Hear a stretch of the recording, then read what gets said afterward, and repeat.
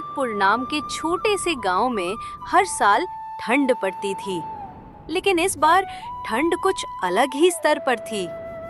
जनवरी का महीना अभी शुरू ही हुआ था और ऐसा लग रहा था सर्दी अपनी चरम सीमा पर पहुंच गई हो।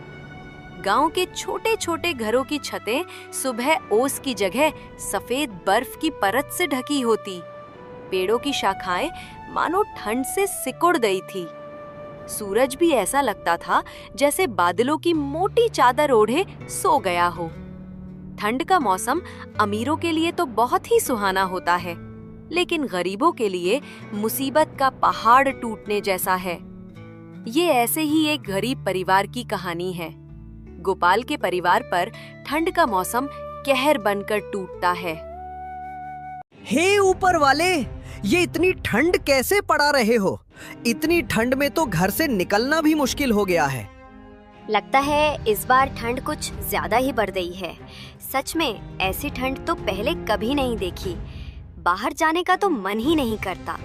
ठंडी हवा बदन को चीरती हुई निकलती है। हाँ मीरा, और देखो सूरज भी जैसे मानो लुका छुपी खेल रहा है। दिन भर कोहरा छाया रहता है। लगता है कि ठंड और बढ़ती चली जाएगी। सच में इस बार ठंड ने तो सबकी हालत खराब कर दी है। तुम बाहर कैसे जाओगे? तुम्हें तो सुबह सुबह उठकर सेठ हीरालाल की दुकान पर जाना पड़ता है।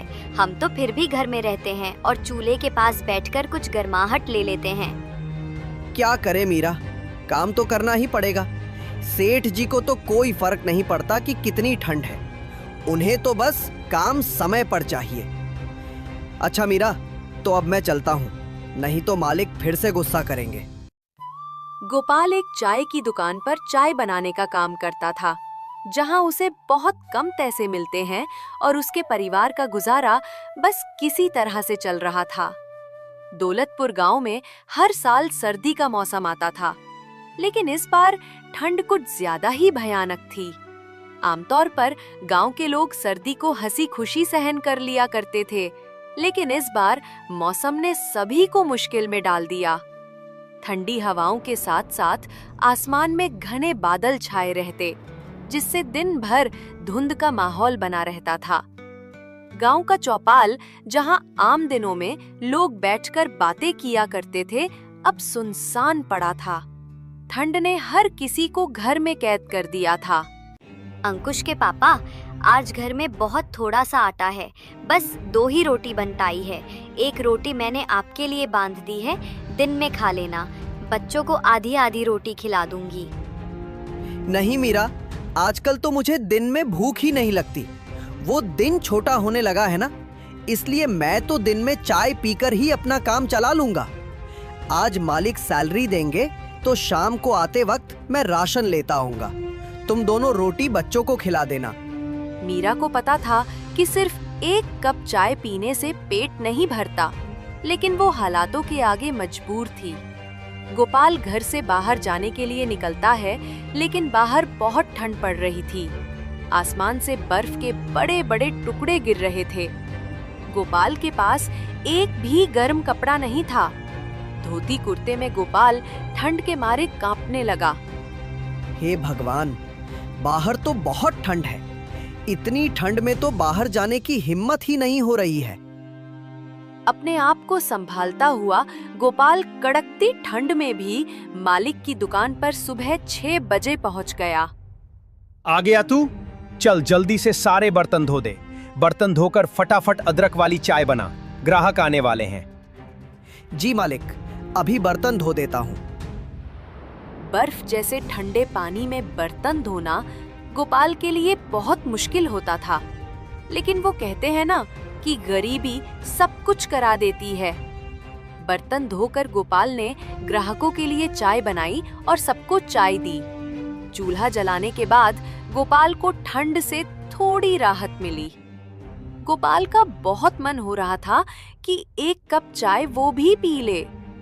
हे भगवान, ठंडे पानी से बर्तन धोने के बाद हाथ तो मानो जैसे जम ही गए। इतनी ठंड हो रही है, क्यों ना एक कप चाय मैं भी पी लूं।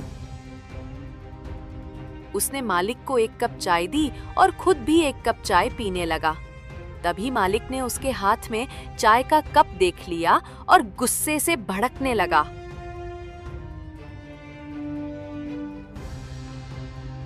ये क्या गोपाल, तुम्हें यहाँ चाय बनाने के लिए रखा गया है या चाय पीने के लिए?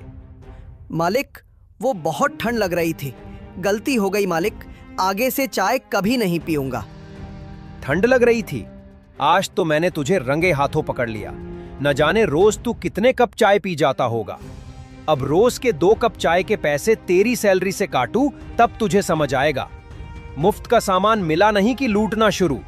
बेचारा गोपाल सैलरी काटे जाने की बात से बहुत दुखी हो गया।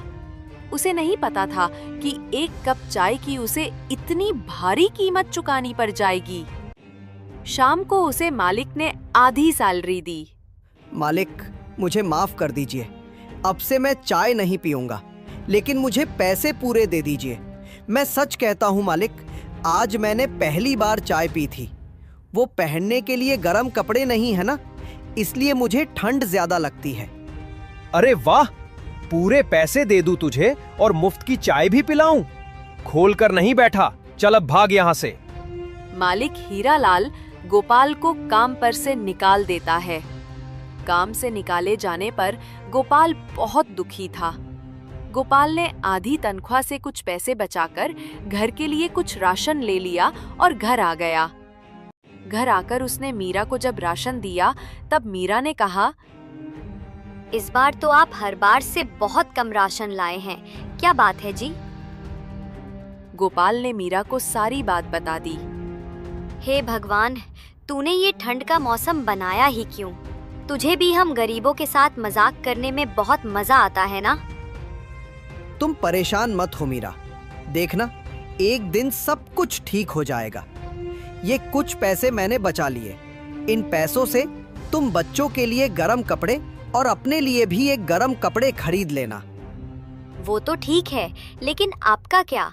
आप रोज एक पतले से कुर्ते में ही रोज काम पर जाते हैं, आपको ठंड नहीं लगती होगी क्या? आपको गरम कपड़ों की ज्यादा जरूरत है, नहीं तो आपकी तबीयत खराब हो जाएगी। इन पैसों से आप अपने लिए स्वेटर खरीद लीजिए। बच्चों के पास तो अभी पुराने स्वेटर हैं, उनसे उनका काम चल जाएगा। मैं तो ज्यादा समय चूल्हे के पास होती हूँ, मुझे तो ठंड कम लगती है। गोपाल बाजार जाकर उन पैसों से अपने लिए स्वेटर खरीद कर ले आया। मीरा जब खाना बनाती तो बच्चे ठंड से बचने के लिए चूल्हे के पास ही बैठे रहते। मैं बाहर जा रहा हूँ, देखता हूँ अगर कोई काम मिल जाए तो। खाली बैठने से कुछ नहीं होगा, इस बार तनख्वाह भी कम मिली है। जी ठीक है, ध्यान से जाइएगा और रात होने से पहले घर आ जाना, रात में ठंड बहुत बढ़ जाती है। गोपाल बाहर निकल जाता है। बाहर ठंडी ठंडी हवाएं चल रही थी। गोपाल काम की तलाश में आगे बढ़ जा रहा था। भैया, आपके पास अगर मेरे लायक कुछ काम हो तो दे दीजिए, मैं कोई भी काम कर लूंगा। ठंड में तो वैसे भी मेरा काम बिल्कुल ठप पड़ गया है, मेरा खुद का खर्चा नहीं निकल पाता, उसमें मैं तुम्हें कहां से सैलरी दूंगा भाई? मेरे पास तो तुम्हारे लिए कोई काम नहीं है। गोपाल काफी जगह काम ढूंढता है मगर उसे कहीं काम नहीं मिलता। हे भगवान, अगर काम नहीं मिला तो गुजारा कैसे होगा? गोपाल ये सब सोच ही रहा था कि तभी वहाँ पर एक बूढ़ी अम्मा आती है। बेटा, क्या तुम मेरी मदद कर सकते हो? मेरा घर यहाँ से कुछ ही दूरी पर है, ठंड भी बहुत है ना, और मैं भी बहुत थक गई हूँ। ये कुछ मेरा सामान है, इसको मेरे घर तक पहुँचा दो बेटा, तुम्हारा बड़ा एहसान होगा। ठीक है माताजी, चलिए मैं अभी आपका सामान आपके घर तक पहुँचा देता हूँ। गोपाल सामान उठाता है और अम्मा के साथ चल पड़ता है। ये लो अम्मा, आ गया तुम्हारा घर। अम्मा, तुम यहाँ अकेली रहती हो? यहाँ तुम्हारे साथ और कोई नहीं रहता? हाँ बेटा, मैं यहाँ अकेले ही रहती हूँ, मेरे परिवार में और कोई नहीं है, बस ये एक मेरी लक्ष्मी है। ठंड बढ़ गई है ना, इसलिए जंगल से कुछ लकड़ियाँ लेने गई थी, आते आते देर हो गई। वो तो शुक्र है भगवान का जो वहाँ तुम मुझे मिल गए। अच्छा अम्मा, अब आप लकड़ियाँ जलाकर आराम कीजिए, मैं चलता हूँ, मुझे घर के लिए देर हो रही है। ठीक है बेटा, लेकिन मैं चाहती हूँ कि तुम मेरी लक्ष्मी को भी अपने साथ ले जाओ। मैं बहुत बूढ़ी हो चुकी हूँ, मैं लक्ष्मी का ढंग से ख्याल नहीं रख पाती, इसलिए मैं चाहती हूँ कि तुम मेरी लक्ष्मी का ख्याल रखो। ठीक है अम्मा, अगर आप इतना जोर डाल रही हैं तो आज से मैं आपकी लक्ष्मी का ध्यान रखूंगा। बेटा, इसे चारा सही से खिलाना तो ये तुम्हें बहुत सारा दूध देगी। ठीक है अम्मा, जैसा आप कहो, मैं आपकी लक्ष्मी का बहुत अच्छे से ख्याल रखूंगा। इतना कहकर गोपाल लक्ष्मी को लेकर घर आ जाता है। जब मीरा ने गोपाल को गाय के साथ देखा तो वो बोली, अरे ये किसकी गाय ले आए आप? गोपाल मीरा को सारी बात बता देता है। बस इस तरह अम्मा ने इस लक्ष्मी को मुझे दे दिया और कहा उसका बहुत ध्यान रखना। अब हम इसका बहुत ध्यान रखेंगे, बिल्कुल अपने बच्चों की तरह। मीरा, रात तो होने वाली है, मैं सोच रहा हूँ कि लक्ष्मी के लिए कुछ हरी हरी घास ले आऊं। रात में अगर लक्ष्मी को भूख लगी तो हमारे पास उसे खिलाने के लिए कुछ भी नहीं है।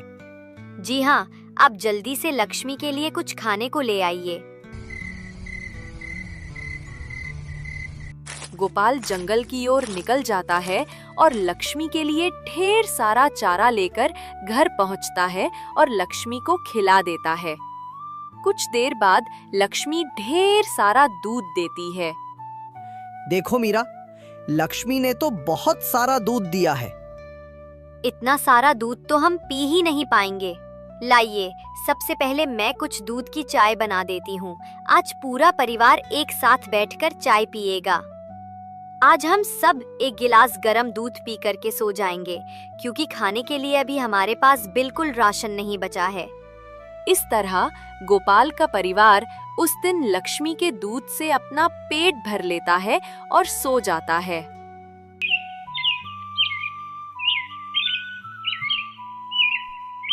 जी, मैं सोच रही हूँ हमारे पास काफी सारा दूध हो गया है, तो क्यों ना आप दूध से चाय का काम खोल लें।